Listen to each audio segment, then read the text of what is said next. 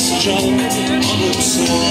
Bugün bayram, erken kalkın çocuklar, giyelim en güzel giysileri. Elimizde taze kır çiçekleri.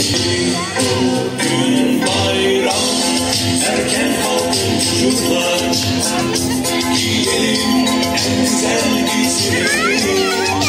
Kır çiçekleri, üzmeyelim bugün annemizi. Bugün bayram, çabuk olun çocuklar, annemiz bugün bizi.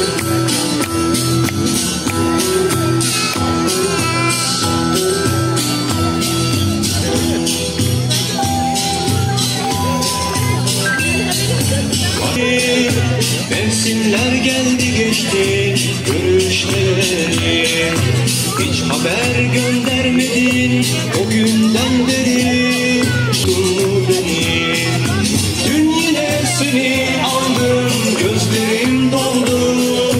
O tatlı günlerimiz bir anı oldu. Arkadaşım eş, arkadaşım şek, arkadaşım eşek.